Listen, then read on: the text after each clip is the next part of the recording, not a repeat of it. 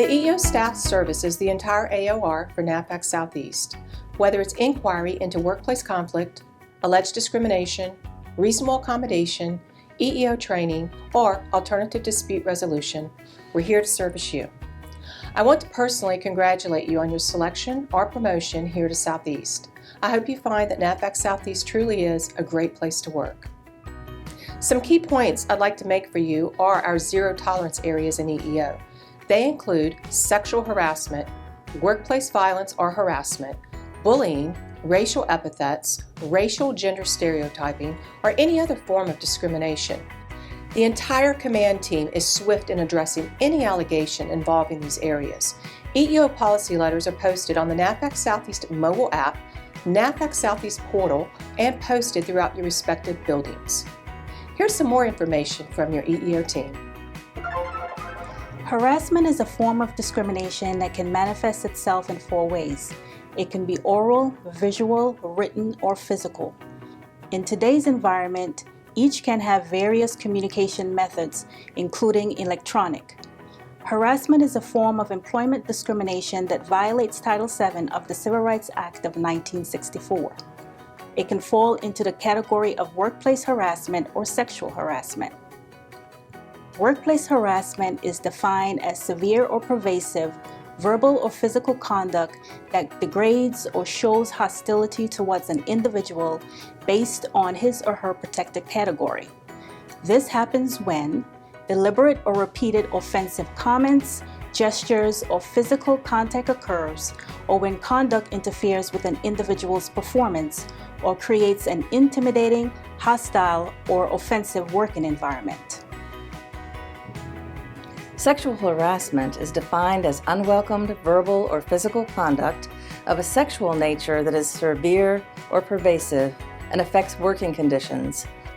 This happens when such conduct affects an individual's employment, unreasonably interferes with an individual's work performance, or creates an intimidating, hostile, or offensive work environment. EEOC guidelines also defines 2 types of sexual harassment. The first type of sexual harassment is quid pro quo, which is the type of harassment that occurs when employment decisions such as hiring, promotions, salary increases, work assignments, etc. are based on an individual's willingness to grant or deny sexual favors. The second type of sexual harassment is a hostile work environment.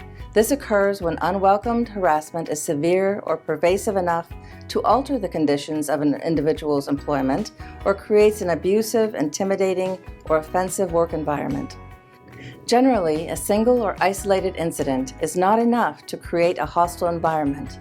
However, a single, unusually severe incident of harassment may be sufficient enough to create a hostile work environment, particularly when the harassment is physical. Individuals who feel they have been harassed should take action immediately and inform the person they feel has harassed them that their behavior is unwelcome, unacceptable, and must stop, and report the harassing conduct to their immediate supervisor. Any harassment that is non-discriminatory in nature should be reported to the Labor and Employee Relations Office. NAVFAC Southeast has zero tolerance for harassment or any form of unlawful discrimination and has established firm EEO policies prohibiting such conduct.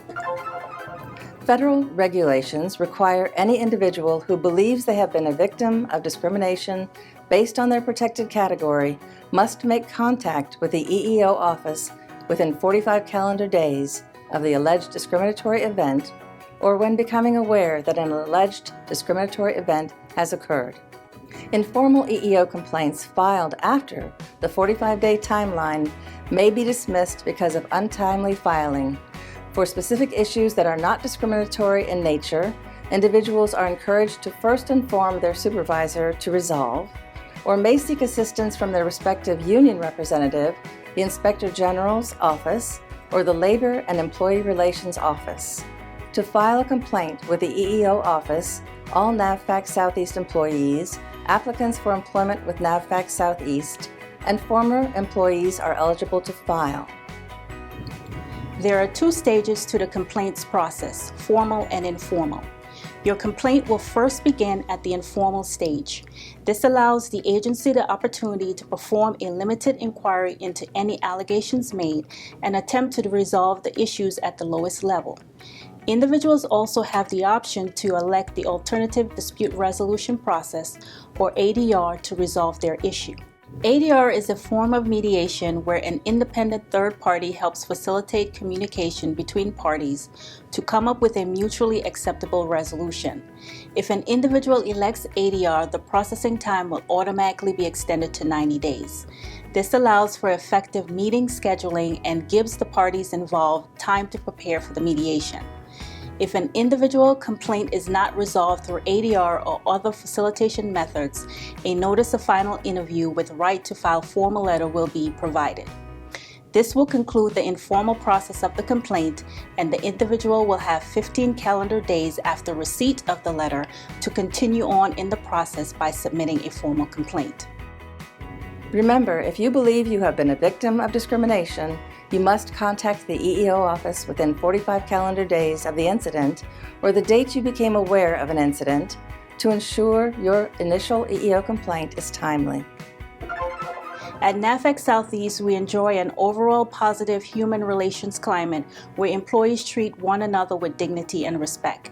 As a new employee, you must help reinforce the Department of Defense Human Goals Charter signed by leaders of every branch of service and the Secretary of Defense. It states, "Our nation was founded on the principles that each individual have infinite dignity and worth. NAVFAC Southeast must always be guided by this principle." The Charter states, "To create an inclusive environment that values diversity and fosters mutual respect and cooperation among all persons." There are multiple ways to do this. We need to be courteous and polite to people, listen to what others have to say, and consider their points of view about work. We need diversity of thought to come up with the best work results. Everyone should be able to express their opinion and ideas about how to get the work done. Whether you are a supervisor or non-supervisor, work results tend to be of a higher quality and employees perform more effectively and efficiently when we put forth a team effort and reinforcing professional and considerate behaviors. In 2002, the federal government enacted the No Fear Act, and this stands for the Notification and Federal Employee Anti-Discrimination and Retaliation Act. Basically, the act established accountability among federal agencies to adhere to anti-discrimination laws that are in place. The three titles of the act allow the agencies to take disciplinary action against those who violate anti-discrimination laws. Secondly, the act instructs federal agencies to pay for the financial costs of any findings of discrimination out of their own budgets. They must reimburse the federal treasury for those costs. And thirdly, the No Fear Act requires every federal agency to report EEO discrimination complaints data annually by posting that data to the individual agency's public website. The primary foundation of the anti-discrimination laws came about when the Civil Rights Act of 1964 was enacted. It prohibits discrimination on the basis of race, color, religion, sex, or national origin. Since 1964, other categories have emerged such as sexual orientation, transgender, sexual harassment, and pregnancy. These fall under sex discrimination. Later, the Age Discrimination and Employment Act of 1967 was signed into law. This act prohibits employment discrimination because of age for employees who are 40 years of age and older, and established that federal employees cannot be required to retire due to age. The Pregnancy Discrimination Act was signed in law in 1978. This prohibits discrimination against employees based on pregnancy, childbirth, or related illnesses in employment opportunities, health or disability insurance programs, or sick leave plans. The Equal Pay Act of 1963 prohibits men and women from being paid different wages when the job essentially involves similar skills, effort, and responsibilities. The Department of Labor's Wage and Hour Division enforces this law. For individuals with disabilities, the Rehabilitation Act, also known as the Rehab Act, was signed into law in 1973. This law prohibits discrimination on the basis of disability in programs conducted by federal agencies, in programs receiving federal financial assistance, and in the employment practices of federal contractors. The standards for determining employment discrimination under the Rehab Act are the same used in Title I of the Americans with Disabilities Act, which will be discussed next. The Rehab Act protects qualified individuals with disabilities. An individual with a disability is a person who has a physical or mental impairment that substantially limits one or more major life activities, has a record of such impairment, or is regarded as having such an impairment. Qualified means that the person satisfies the job-related requirements of the position he or she holds or is applying for and can perform its essential functions with or without a reasonable accommodation. In 1990, the Americans with Disabilities Act, known as the ADA, was signed into law. It prohibits discrimination on the basis of disability in employment, state and local government, public accommodations, commercial facilities, transportation, and telecommunications. It also applies to the United States Congress. Under Title I of the ADA, agencies must provide reasonable accommodations to qualified employees with disabilities unless doing so would create an undue hardship to the agency. Expanding the ADA to include an increased number of types of disabilities, the Americans with Disabilities Amendment Act, also known as the ADAAA, was signed into law in 2008 to counteract the Supreme Court's narrow interpretation of disability and provide broad protection from discrimination.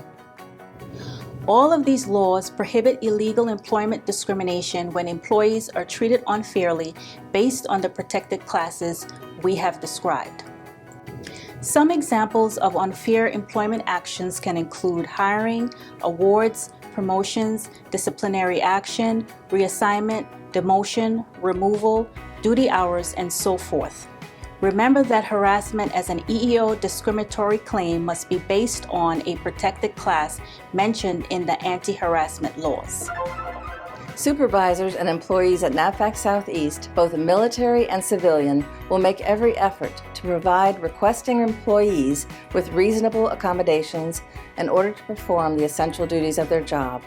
Not every request for an accommodation is a reasonable accommodation under the federal ADA law, but the NAVFAC Southeast Reasonable Accommodation Program, or RAP, managed by the RA Coordinator, or RAC, will help employees and their supervisors determine if an RA is in order.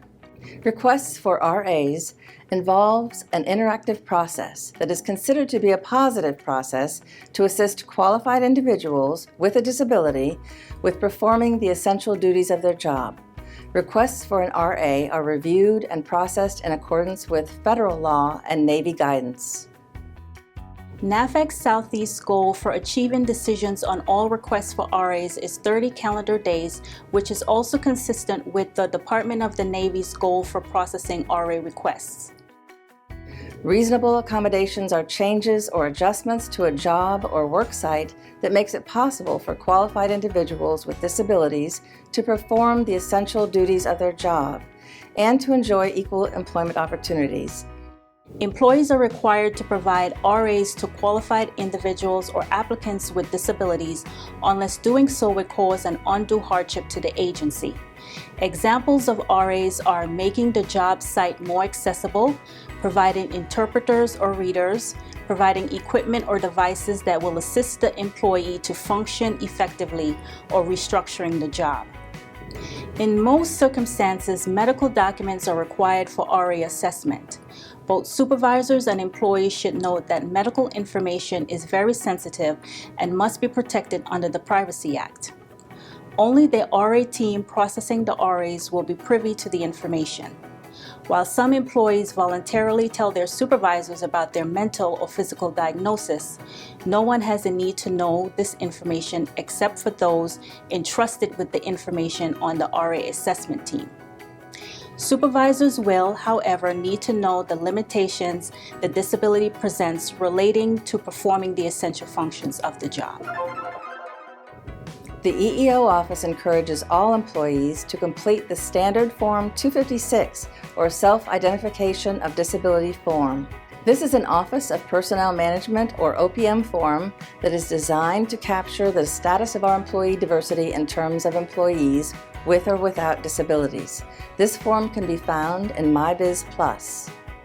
All information provided on the SF-256 is protected. The EEO office reports the numbers and not the names to the Equal Employment Opportunity Commission and to senior leadership. Again, just the numbers. This information helps to determine if we are an agency hiring and promoting employees who consider themselves disabled. For many years, the federal government has established goals regarding the employment of individuals with disabilities, and they are very dedicated to meeting and exceeding these goals. I hope you now have a broader view of information relating to EEO services. For more information on EEO, policy, or workplace concerns, you may contact our office. Welcome. Congratulations again, and I hope you have a joyful and prosperous employment during your tenure with NAVFAC Southeast.